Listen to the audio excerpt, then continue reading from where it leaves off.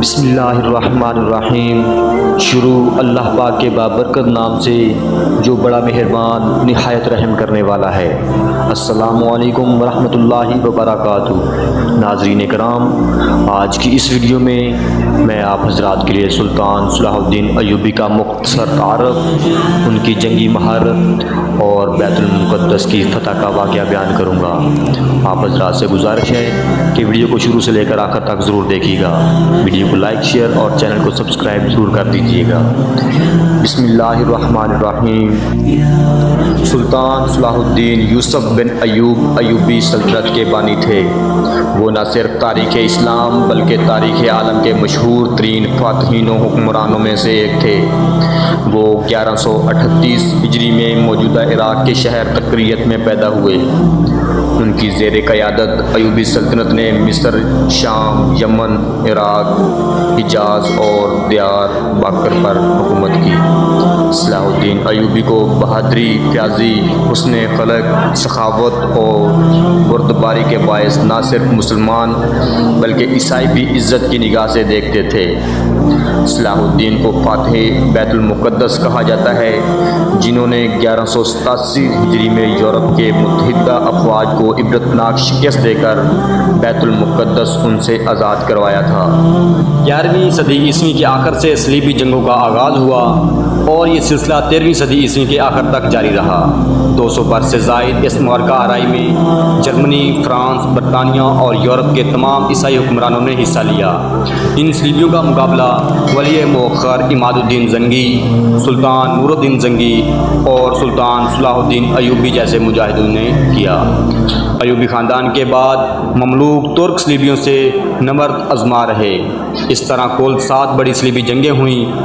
صلاح الدین کا تعلق کرد قوم سے تھا۔ وہ 19 ستمبر 1138 عیسوی میں تکریت کے مقام پر پیدا ہوا۔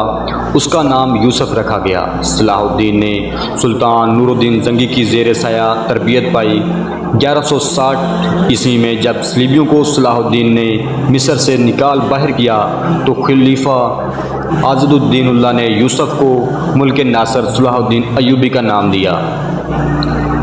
اس وقت صلاح الدین ایوبی کی عمر 22 سال تھی۔ سلطان نور الدین زنگی کی طرح صلاح الدین ایوبی کو بھی بیت المقدس سے عشق تھا۔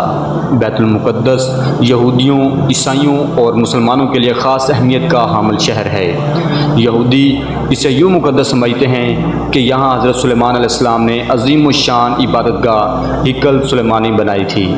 عیسائی اسے اس طرح اہم جانتے ہیں کہ یہاں حضرت عیسیٰ علیہ السلام نے تعلیم و تبلیغ کا سلسلہ جاری رکھا تھا، اور مسلمانوں کے لیے یہ شہر اس لیے مقدس ہے کہ اس قبلہ اول سے سرور کونین حضرت صلی اللہ علیہ وسلم نے سفر معراج کیا تھا۔ سورت بنی اسرائیل میں ہے کہ پاک ذات ہے وہ جو اپنے بندے محمد صلی اللہ علیہ وسلم کو راتوں رات مسجد حرام یعنی مسجد کعبہ سے مسجد اقصی بیت المقدس تک لے گیا، جس کے ارد گرد کو ہم نے بابرکت بنا رکھا ہے تاکہ ان بندہ کو ہم کچھ اپنے عجائب قدرت دکھائیں۔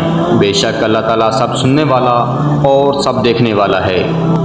سلطان صلاح الدین نسلاً کرد تھے اور 1138 عیسوی میں کردستان کے اس حصے میں پیدا ہوئے جو اب عراق میں شامل ہے۔ شروع میں وہ سلطان نور الدین زنگی کے ہاں ایک فوجی آفیسر تھے۔ مصر کو فتح کرنے والی فوج میں صلاح الدین بھی موجود تھے اور اس کا سپہ سالار شیر کو صلاح الدین کے چچا تھے۔ مصر فتح ہو جانے کے بعد صلاح الدین کو 564 ہجری میں مصر کا حاکم مقرر کر دیا گیا۔ اسی زمانے میں 569 ہجری میں انہوں نے یمن بھی فتح کر لیا۔ نور الدین زنگی کے انتقال کے بعد صلاح الدین حکمرانی پر قابض ہوئے۔ صلاح الدین اپنے کارناموں میں نور الدین زنگی پر بھی بازی لے گئے تھے۔ اس میں جہاد کا جذبہ کوٹ کوٹ کر بھرا ہوا تھا اور بیت المقدس کی فتح اس کی سب سے بڑی خواہش تھی۔ مصر کے بعد صلاح الدین نے 1182 تک شام، موصل، حلب وغیرہ فتح کر کے اپنی سلطنت میں شامل کر لیے۔ اسی دوران صلیبی سردار رینالڈ کے ساتھ 4 سالہ معاہدہ بھی ہو چکا تھا، جس کی روح سے دونوں ایک دوسرے کی مدد کرنے کے پابند تھے، لیکن یہ معاہدہ محض کاغذی اور رسمی تھا۔ صلیبی بدستور اپنی اشتعال انگیزی میں مصروف تھے اور مسلمانوں کے قافلوں کو برابر لوٹ رہے تھے۔